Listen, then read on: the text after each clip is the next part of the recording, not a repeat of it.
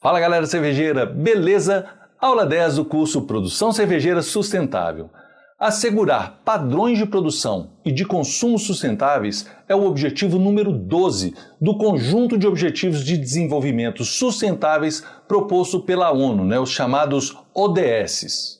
As práticas propostas nesse curso, elas buscam contribuir para uma mudança nos processos de produção de forma a alcançarmos uma gestão sustentável e o uso eficiente dos recursos naturais, ou mesmo simplesmente reduzir substancialmente a geração de resíduos, por meio da prevenção, redução, reciclagem e reuso dos insumos cervejeiros.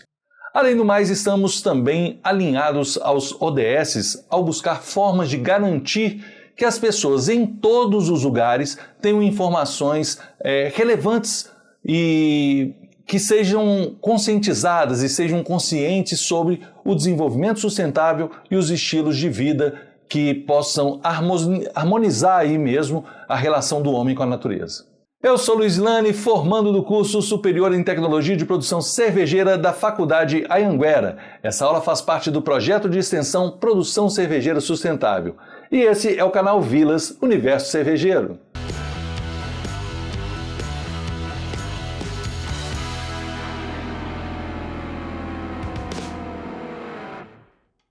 Pois é, gente, reaproveitar insumos, planejar seu uso, evitar o desperdício, economizar e contribuir para o desenvolvimento do planeta tem se tornado aí a pauta dos debates sobre sustentabilidade.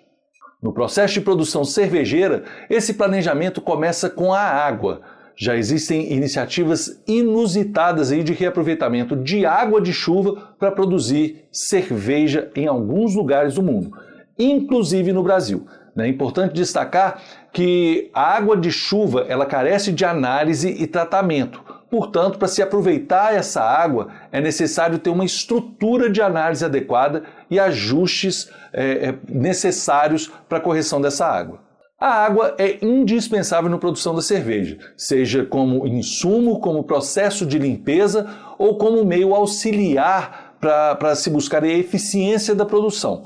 Como, por exemplo, no aquecimento de caldeiras, como o vapor, ou o resfriamento do mosto.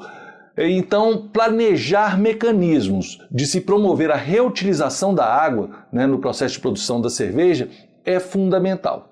Em casa, após terminar a abraçagem, a água pode ser utilizada para resfriar o mosto, para fazer a lavagem da bagunça, os rastros de produção que a gente deixou pela casa.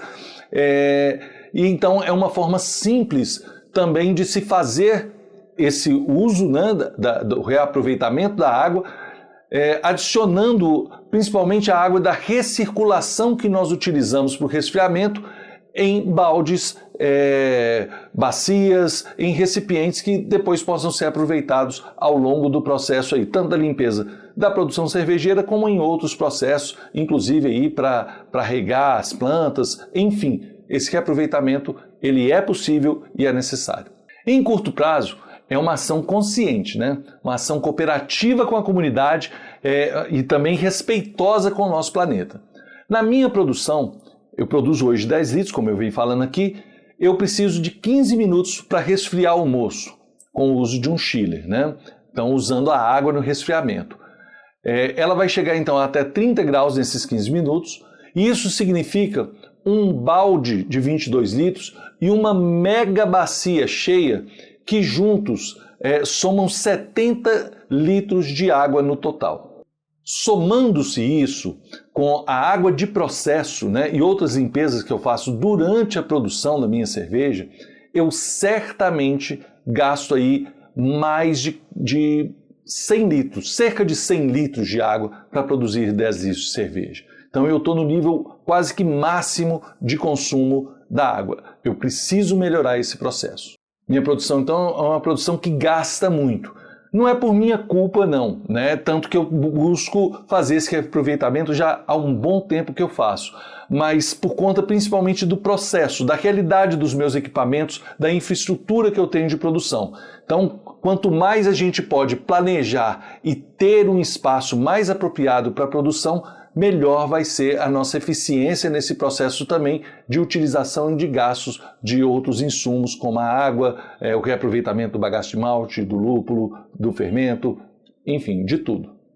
Então essa consciência ela é fundamental, porque estando ciente dessa situação, a gente pode buscar meios alternativos, não somente de reaproveitamento, como eu faço, mas também de evitar o desperdício, que é importante aí com outras formas de dosadores, inclusive, que a gente pode ter no nosso espaço de produção. Quando fazemos braçagens sequenciais, por exemplo, é possível a gente aproveitar a água que foi aquecida, porque ela sai do chiller com uma alta temperatura, né? Então essa água ela pode ser usada inclusive numa nova braçagem. Aí é importante você conhecer o perfil da sua água, porque se ela está vindo direto da torneira ou se você tem uma estrutura que lhe permita tirar a água de um filtro, né, de carvão ativado diretamente para fazer essa recirculação e aí poder sair uma água quente e já apropriada para você iniciar a sua braçagem, né?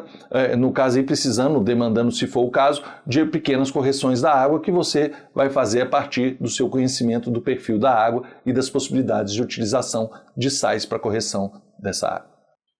Sobre o malte, nós mostramos aí uma aplicação de reutilização do bagaço em uma nova mostura. Essa é uma possibilidade. Ela, na realidade, a eficiência dela é muito pequena, ela é uma nova lavagem do malte, né? Então, mesmo sendo um malte muito denso, né? Ela é um aproveitamento que pode ser feito e deve ser feito como nós fizemos, é interessante de fazer, mas ela não é tão eficiente. E além disso, esse malte que ainda fica dessa segunda produção, ele também pode ser reaproveitado, né? Esses resíduos, eles preservam propriedades nutricionais e podem ser utilizadas na alimentação de animais e na alimentação humana também. Então é possível encontrar pessoas que possuem interesse em utilizar o bagaço do malte, pessoas que possuem criações tanto urbanas quanto rurais. Então conhecer os espaços comunitários e descobrir essas possibilidades pode ser uma grande contribuição que você faz. Cervejarias aí grandes, de grande porte, inclusive tem processo de fazer a doação desses insumos do bagaço de malte para fazendas e para criações. Ou seja, já possuem aí diversas iniciativas, né, para um planejamento estruturado de descarte, né? Então isso é muito importante porque a gente vai evoluindo nessa produção e a gente vai permitindo criação de novas possibilidades de redução de custo ou de parcerias que viabilizem mais a nossa produção. Dependendo também do planejamento e da iniciativa de um cervejeiro industrial ou mesmo de um artesanal, é possível a gente desenvolver inclusive um negócio a esse respeito. O volume de malte consumido semanalmente pelo cervejeiro caseiro, né, que não é um volume tão grande, mas ele é difícil de ser aplicado. Por exemplo, eu fazia pão de malte, eu fazia biscoitos, eu fazia até almôndegas, né? Você usando ele, talvez uma espécie de quibe, bolinho de carne, melhor dizendo, fica mais fácil, né? Um bolinho com o malte dando uma liga, fica muito gostoso, tá? Eu fiz receitas nesse sentido, que ficaram muito boas, vale a pena fazer. Mas a gente gasta muito pouco ainda assim, perto do tanto que a gente tem. Então é preciso de uma rede de descarte seletivo nesse sentido para a gente facilitar a logística de reaproveitamento desses grãos. No Brasil já existem iniciativas de reaproveitamento do malte para o consumo humano, né, de diferentes possibilidades. A gente tem desde produção de barras de cereais, assim como o seu uso na produção dos tradicionais pães de malte, como eu disse aqui, né, biscoitos, enfim, mesmo como iniciativas sazonais, né? Você tem uma parceria com uma padaria que usa esse bagaço, né, a partir da sua produção. Agora, isso demanda um certo controle, ou seja, é preciso planejar, ter um controle sanitário, né, para o fornecimento desses insumos de forma legal e segura, né, observando aí todos os aspectos sanitários e as regras legais em relação a isso, mas pode ser uma iniciativa bem interessante para a gente estabelecer uma cultura cervejeira, mesmo que local, né, que transcenda aí apenas ao consumo da cerveja, mas que permita também a gente consumir outros produtos advindos do reaproveitamento dos insumos cervejeiros. A indústria cervejeira, ela pode estar associada, inclusive, à indústria cultural, né, gente? Hoje ela tem sido cada vez mais associada à indústria gastronômica, do turismo, e agora a gente tem essa associação também, como na realidade todas as empresas estão passando por esse processo, dessa associação à sustentabilidade, né? na produção de alimentos para o consumo humano ou animal, né? A gente precisa pensar nessas possibilidades. E se planejarmos, é possível estruturar inclusive um círculo de toda essa cadeia e até influenciar a cultura política de determinadas regiões, de determinadas cidades, principalmente aquelas que já são polos cervejeiros, para que isso aconteça de uma maneira sistematizada, né? Que isso seja de forma consciente e interligada a partir de diferentes fornecedores, produtores, panificadoras, né? A gente tem um sistema que possa incluir isso de uma forma a mostrar que aquele espaço ali é um espaço que vive da cultura cervejeira, mas que ela também traz turistas para conhecer como que eles vivem, como que tudo isso é formado, os sabores que essa região proporciona a partir disso. Seria muito interessante se pensar isso de forma sistematizada. Imagina, por exemplo, algumas padarias oferecendo pães de malte, né, na região onde contém as cervejarias, né? Então, a gente às vezes compra em alguns supermercados pão de cerveja, né? Mas eu não sei qual que é a produção, mas eu já comprei e gostei, mas não é o pão de malte que eu conheço. Então é necessário a gente ter outras alternativas e pensar na utilização, a reutilização desse bagaço, mesmo que da produção caseira.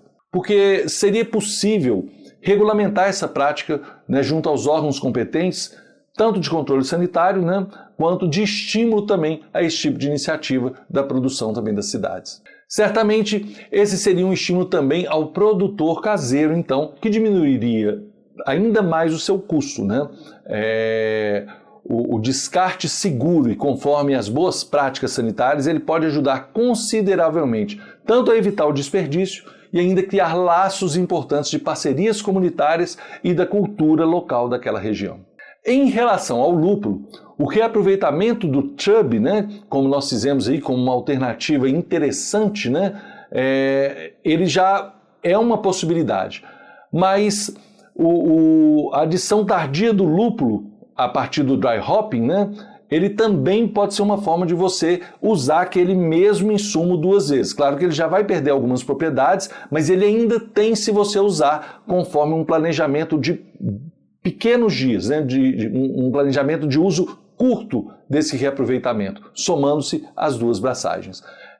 Então, um planejamento também aqui controlado de forma consciente, ele pode ainda extrair muitas características aí desejáveis para uma boa cerveja, utilizando aí nos dry hoppings. A chamada chub beer, né, o chub session, que nós mostramos aqui, ela tem sido uma alternativa cada vez mais usada por produtores comerciais de cerveja. E a aplicação dessa técnica na produção caseira, ela tem tido um impacto também considerável aí na nossa indústria cervejeira. Quando eu falo indústria cervejeira, é indústria total, tá, gente? É toda essa cultura do universo cervejeiro. E reforçar essa cultura pode permitir até mesmo a produção de novos conhecimentos e tecnologias a esse respeito. Lúpulos e leveduras, né, acabam aumentando muito os custos da produção.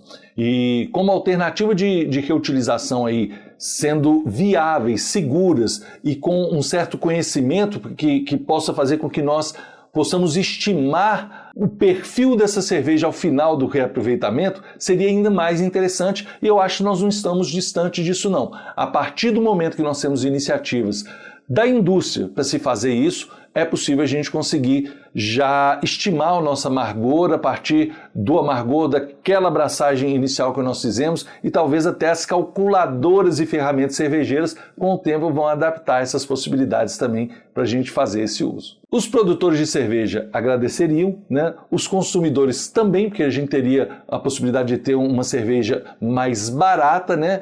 Então a possibilidade de impactar no preço final desse produto e desse estilo, ele pode ser um estilo até que vai passar a ser bastante considerado para o consumo também por ser um estilo que está ligado, né, que está associado a essa cultura de promoção da sustentabilidade. Então pode se tornar um grande atrativo no futuro. Eu vejo como uma possibilidade que a gente tem da Trub Beer ser um sucesso de vendas, inclusive no futuro. Por fim, a levedura já se constitui um insumo que é reaproveitado. Há mais tempo faz esse processo de reaproveitamento, né? Então, para além da prática da sua propagação e manutenção em cultivo, né? Que foi o que nós fizemos aqui por um certo período, a gente pode reaproveitá-la ali, 4, 5 braçagens. Então isso já existe também na produção comercial a partir do aproveitamento da lama, mas com uma estrutura completamente diferente. No nível comercial, as avaliações laboratoriais elas vão indicar até quando essa levedura é viável, né, de ser reaproveitada, e assim como as possibilidades de segurança também de você ter uma boa fermentação nesse processo. No nível caseiro, essa prática ela se dá por força aí da descoberta empírica, né? É a tentativa e erro mesmo, a gente descobre aí quando que parou de funcionar bem, e aí a gente tem um tempo que a gente sabe pela nossa produção de quando que dá para aproveitar, né? Mas, de qualquer forma, o princípio é o mesmo. A gente busca sempre produzir produtos com reaproveitamento, mas produtos de qualidade. Então, a gente sabe até quando que é viável utilizar ou não o reaproveitamento desses insumos. Fato é que o mercado cervejeiro ele vem se esforçando, então, para buscar soluções sustentáveis na produção cervejeira. E isso é motivo de orgulho, tá? Porque nós estamos alinhados aí com as práticas cada vez mais limpas, né? As práticas cada vez mais sustentáveis mesmo. Há casos da construção de estações de tratamento de água, né, para reaproveitamento aí mais amplo. Isso acontece com médias e grandes cervejarias que já investem em infraestrutura nesse sentido. Então, a partir desse tipo de iniciativa, acho que esse esforço ele pode ser reconhecido e gerar outras oportunidades no mercado da cerveja, né, principalmente do ponto de vista fiscal, né, com a criação de incentivos que possam aí fomentar e incentivar cada vez mais essas práticas no universo cervejeiro. Esse curso buscou, então, contextualizar os mais diversos processos inerentes ao universo cervejeiro e, a partir daí, mostrar a produção de cerveja e o reaproveitamento dos seus insumos como uma medida aí de apoio e de promoção da sustentabilidade. Mas esse universo ele é muito mais amplo, né? Como eu venho dizendo ao longo do curso, ele incide também na indústria da cultura, do turismo, dentre outras. E ao se conhecer melhor as possibilidades do universo cervejeiro, cada vez mais nós poderemos ter práticas, boas práticas sendo incorporadas e beneficiar diferentes nichos no mercado. Então, independente de qual área você trabalha, você pode pensar e imaginar se é na distribuição, se é na área de logística, pensar nessas situações que eu falei sobre a conservação da cerveja, se é no armazenamento, se é no ponto de venda, se é na produção, né? Então, se é inclusive como sommelier, como fazendo indicações, se é promovendo o seu negócio ali como um negócio diferenciado de servir uma cerveja de forma adequada, com as melhores práticas de armazenamento e de manutenção dos sabores, enfim. A cadeia produtiva ela é muito grande e você pode aproveitar cada vez mais e de forma mais intensa esses conhecimentos. Do ponto de vista gastronômico, né, a associação da cerveja e de seus insumos no desenvolvimento de práticas culinárias, ela tem se desenvolvido cada vez mais. O conhecimento sobre a harmonização dos estilos de cerveja com as mais diversas possibilidades aí de consumo, ela tem sido cada vez mais explorada em bares, restaurantes e até em supermercados. Eu tenho reparado em alguns supermercados aí que antes ofertavam apenas amendoim ali, próximo das gôndolas de cerveja, né? Hoje sugere outros tipos de venda que associam a harmonização daquele produto, né, daquele aperitivo ali, junto da cerveja, né, no próprio ponto de venda. O sushi, por exemplo, eu tenho visto porque nos cursos de sommelier isso é muito claro, né? Se você experimentar o sushi com a cerveja de trigo, ele tem uma harmonização muito interessante nesse sentido.